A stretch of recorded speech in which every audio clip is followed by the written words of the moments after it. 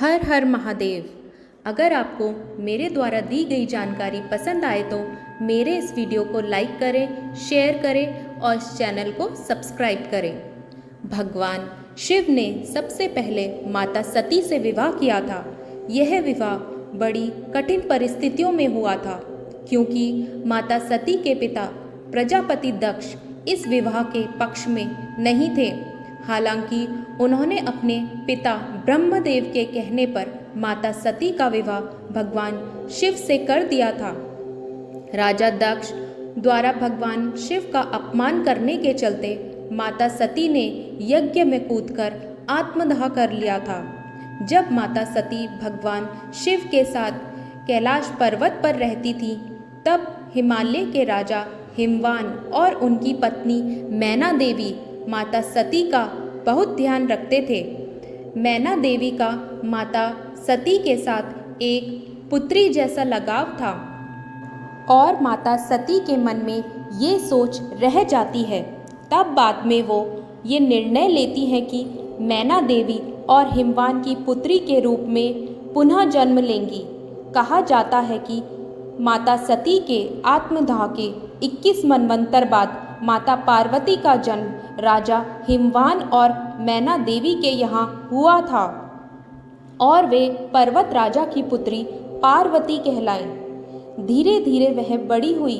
बचपन से ही वह सभी देवता, ऋषि मुनि, नारद मुनि से भगवान शिव के बारे में सुनती थी और उनकी पूजा किया करती थी। तभी सभी असुर सभी देवताओं को परेशान करने में लगे थे। उस दौरान ताड़कासुर का आतंक था। उसे वरदान था कि उसका वध भगवान शिव का पुत्र ही कर सकता था, लेकिन शिवजी तो तपस्या में लीन थे। ऐसे में देवताओं ने शिवजी का विवाह पार्वती जी से करने के लिए एक योजना बनाई। सभी देवताओं ने कामदेव को तपस्या भंग करने के लिए भगवान शिव के पास भेजा, क्योंकि कामदेव को वरदान था वह किसी को भी मंत्रमुग्ध कर सकते थे। पहली बार में कामदेव तपस्या भंग नहीं कर पाते। वे दूसरी बार जाते हैं तपस्या भंग करने और इस बार भगवान शिव का ध्यान टूट जाता है। जैसे ही भगवान शिव ने आंखें खोली, वो क्रोधित हो उठे और अपने तीसरे नेत्र से कामदेव को भस्म कर दिया। कामदेव का विश्व निर्माण के लिए होना आवश्यक है, इसीलिए देवी रति और सभी देवता भगवान शिव से प्रार्थना करते हैं कि कामदेव को जीवित कर दीजिए। तब भगवान शिव कहते हैं कामदेव अनंग रहेंगे, बिना शरीर के। इसके पश्चात सभी देवता भगवान शिव को मनाने में लग जाते हैं और माता पार्वती भगवान शिव को पति रूप में प्राप्त करने के लिए तपस्या करती हैं। वह बहुत घोर तप करती हैं। माता पार्वती का यह तपस्वी रूप ब्रह्मचारिणी कहा गया है। तपस्या के दौरान भगवान शिव ने माता पार्वती की परीक्षा लेनी चाहिए और उनकी तपस्या भंग करने के लिए सप्त ऋषियों को भेजा और उन्हें माता पार्वती के पास जाकर यह समझाने का प्रयास किया कि शिवजी अमंगल, अघोर, वेशधारी और जटाधारी हैं और वे तुम्हारे लिए उपयुक्त वर नहीं हैं। उनके साथ विवाह करके तुम कभी सुखी नहीं रह सकती। साथ ही माता पार्वती से ध्यान छोड़ने के लिए भी कहा, लेकिन माता पार्वती अपने विचारों पर दृढ़ रहीं।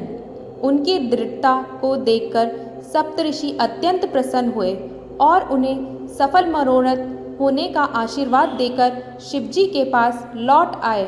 माता पार्वती के दृढ़ निश्चय के कारण महादेव उन्हें पति रूप में प्राप्त हुए। देवताओं के अनुरोध और माता पार्वती की तपस्या से प्रसन्न होकर भगवान शिव ने माता पार्वती से विवाह किया। मान्यता है कि भगवान शिव और माता पार्वती ने त्रियुगी नारायण मंदिर में ही विवाह किया था।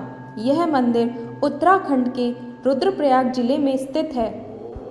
विवाह में भगवान विष्णु ने देवी पार्वती के भाई की भूमिका निभाई थी और भगवान ब्रह्मा ने पुजारी बनकर विवाह संपन्न करवाया था। कहते हैं शिवजी की बारात में हर तरह के लोग, गण, देवता, दानव, दैत्य गए थे। शिव पशुपति हैं, मतलब सभी जीवों के देवता भी हैं, तो सारे जानवर, कीड़े मकोड़े और सारे जीव उनकी शादी में उपस्थित हुए। यहाँ तक कि भूत पिशाच भी उनके विवाह में मेहमान बनकर पहुँचे थे। इस बारात को देखकर माता पार्वती की माता बहुत डर गई थी और कहा कि वह अपनी बेटी का हाथ ऐसे वर के हाथ में नहीं सौंपेंगी। माता पार्वती ने स्थिति को बिगड़ते देखकर भगवान शिव से कहा कि वे हमारे रीति रिवाजों के अनुसार तैयार होकर आएं। इसके बाद भगवान शिव को दैवीय जल से नहलाकर पुष्पों से तैयार किया गया और उसके बाद ही उनका विवाह संपन्न हुआ।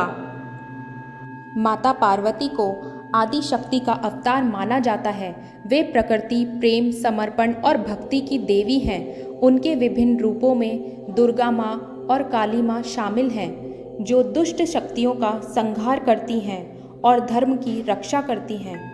आदि शक्ति पहले जन्म में देवी सती के रूप में जन्मी थी और भगवान शिव से विवाह किया था।